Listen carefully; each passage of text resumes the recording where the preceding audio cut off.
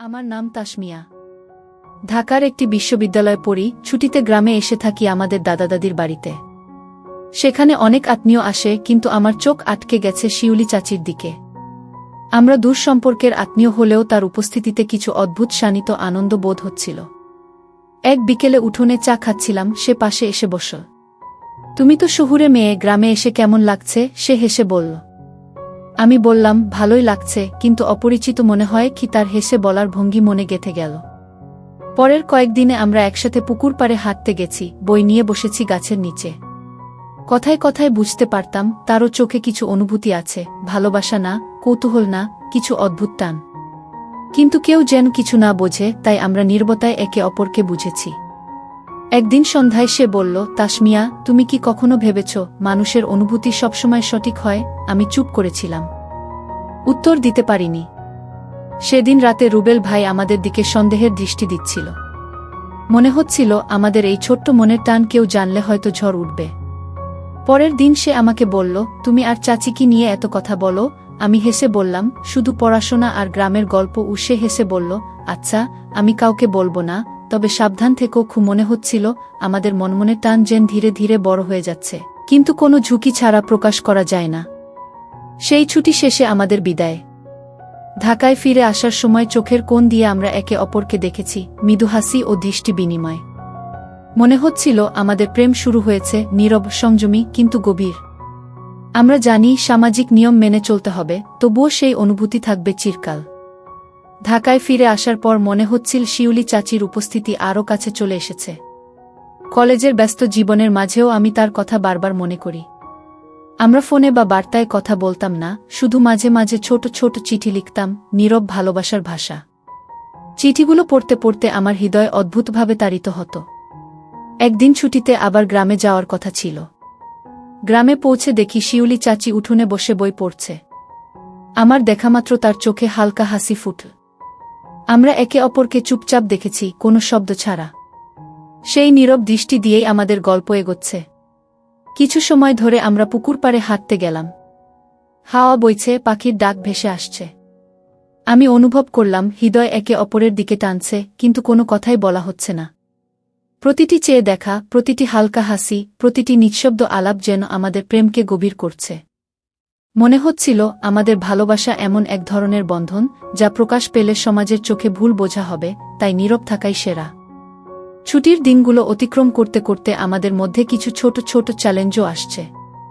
কখনো কেউ আমাদের কাছাকাছি আসে, তখন আমরা একে অপরের চোখে তাকিয়ে বুঝি সব ঠিক আছে, কেউ কিছু বোঝেনি। কখনো কখনো শিউলি চাচি চলে যান অন্যদিকে, আর আমি বুকের ভেতর অদ্ভুত শূন্যতা অনুভব করি। সেই শূন্যতাকে পূর্ণ করে দেয় তার পরের নিঃশব্দ হাসি বা চোখের দৃষ্টি। গ্রামে বৃষ্টির রাতগুলো সবচেয়ে সুন্দর। বৃষ্টি ভেজা উঠোনে আমরা বই নিয়ে বসি, শুধু চোখে চোখ রেখে একে অপরকে বোঝার চেষ্টা করি। বৃষ্টি আর হাওয়ার শব্দ আমাদের নীরব প্রেমের সাক্ষী।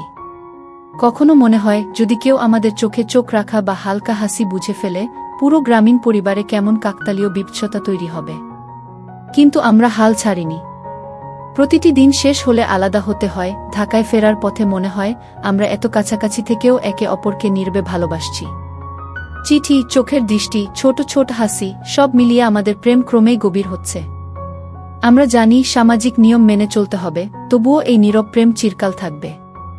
মনে হচ্ছে আমাদের ভালোবাসা কোনো ভাষায় প্রকাশের প্রয়োজন নেই, শুধু নিঃশব্দ বোঝাপড়া যথেষ্ট। প্রতিটি দিন, প্রতিটি মুহূর্ত আমাদের সম্পর্ককে আরও মজবুত করছে। আমাদের মধ্যে ধীরে ধীরে জন্ম নিয়েছে এক অদ্ভুত বন্ধন, যা সময়ের পরিক্রমায় আরও দৃঢ় হবে। আর আমরা জানি যতই জীবন এগোচ্ছে, এই নীরব ভালোবাসা আমাদের মধ্যে চিরকাল বাঁচবে। গ্রামের ছুটি শেষ হওয়ার আগে কিছুদিন বাকি। শিউলি চাচি এবং আমি জানতাম সময় দ্রুত চলে যাচ্ছে। প্রতিটি সকাল, প্রতিটি বিকেল আমাদের জন্য অমূল্য। আমরা পুকুর পাড়ে হাঁটছি, বই পড়ছি, আর কখনো শুধু নিঃশব্দে একে অপরকে দেখছি। চোখের ভাষা এবং হালকা হাসি আমাদের বোঝার মাধ্যম। একদিন হঠাৎ দেখি রুবেল ভাই আমাদের দিকে বেশি তাকাচ্ছে। মনে হচ্ছিল সে কিছু বুঝতে শুরু করেছে। আমি শিউলি চাচির দিকে তাকালাম, তার চোখে অদ্ভুত উদ্বেগ। সে আস্তে হেসে বলল, সাবধান থাকতে হবে, কেউ আমাদের অনুভূতি বুঝতে পারলে ঝামেলা হবে। সেই কথার পর বুকটা আরও দ্রুত ধক করে উঠল। আমরা চেষ্টা করলাম হালকা হাসি এবং চোখের দৃষ্টিতেই সব বোঝার, কিন্তু রুবেল যেন ক্রমে আরও ঘনিষ্ঠভাবে নজর রাখছে। একদিন হঠাৎ একটি ঘটনা ঘটে। আমরা পুকুর পাড়ে বসে বই পড়ছিলাম, তখন হঠাৎ বৃষ্টির ফোঁটা পড়তে শুরু করে। সবাই ছাদে চলে গেছে, শুধু আমরা দুইজনই বাইরে ছিলাম। হালকা বৃষ্টির মধ্যে আমরা একে অপরের দিকে তাকিয়ে থাকি, আর মুহূর্তগুলো যেন স্থির হয়ে যায়। হঠাৎ রুবেল ভাই দেখা যায় আমাদের দিকে এগিয়ে আসছে। হঠাৎকার ভয় আমার বুক ব্যথা করে ওঠে।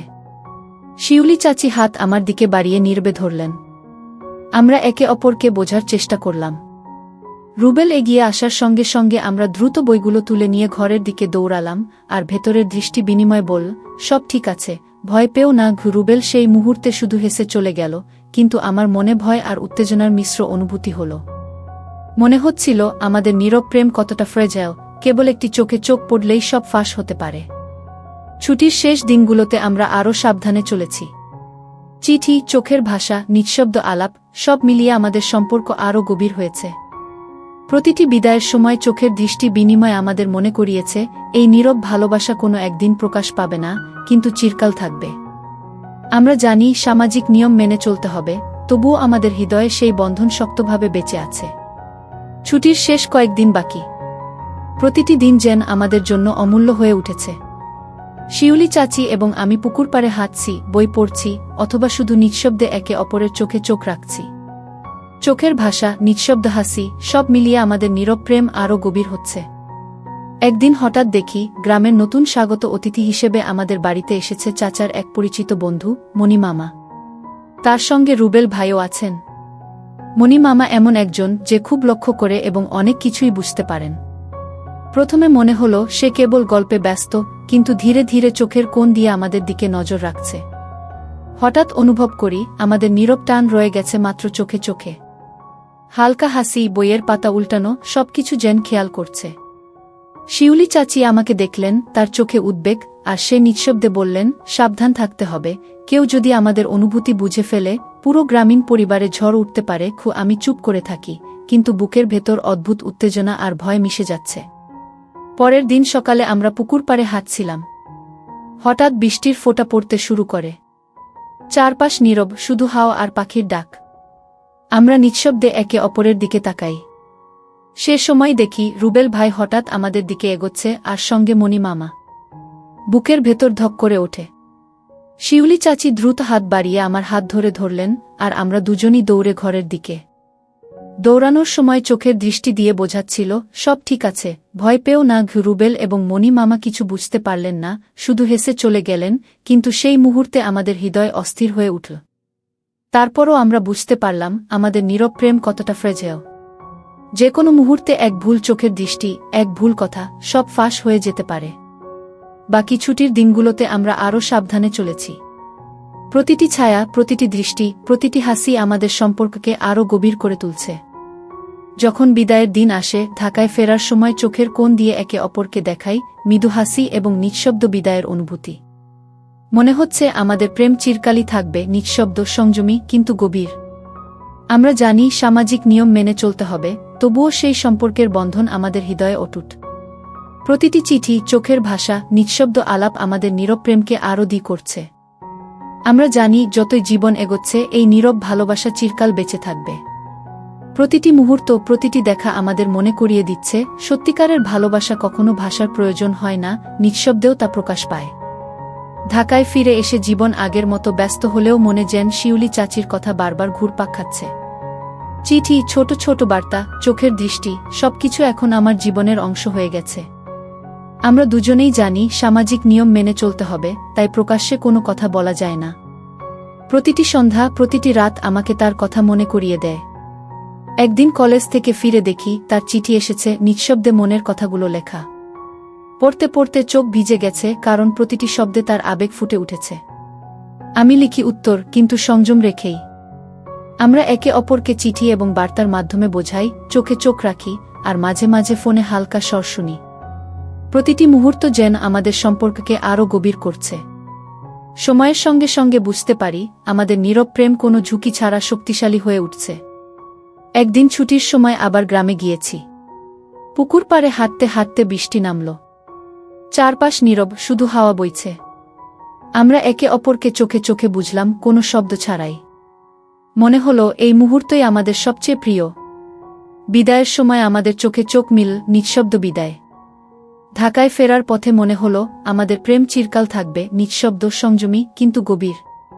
আমরা জানি সামাজিক নিয়ম মেনে চলতে হবে, তবুও হৃদয়ের বন্ধন অটুট। প্রতিটি চিঠি, বার্তা, চোখের দৃষ্টি আমাদের নীরব ভালোবাসাকে আরও দ্বিগুণ করছে। সময় যতই কাটুক, আমরা জানি এই নীরব প্রেম চিরকাল বাঁচবে, কারণ সত্যিকারের ভালোবাসা কখনো প্রকাশের অপেক্ষায় থাকে না, নিঃশব্দেই শক্তিশালী হয়। প্রতিটি স্মৃতি, প্রতিটি নীরব মুহূর্ত আমাদের মনে করিয়ে দিচ্ছে, ভালোবাসা শুধু হৃদয়ে অনুভূত হতে হয়, তা ভাষার উপর নির্ভরশীল নয়।